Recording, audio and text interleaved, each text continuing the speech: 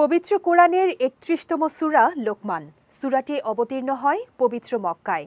যারা নামাজ আদায় করে, যাকাত দেয় এবং আখিরাতে বিশ্বাস রাখে তাদের জন্য এই সূরাটি একটি মহামূল্যবান জীবন পথের নির্দেশিকা।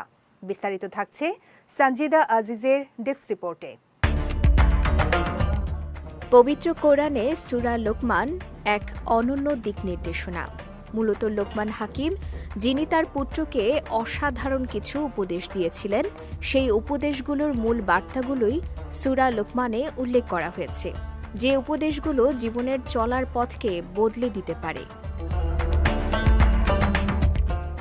আল্লাহর একত্ববাদ মেনে চলাই হচ্ছে ইসলামের মূল ভিত্তি।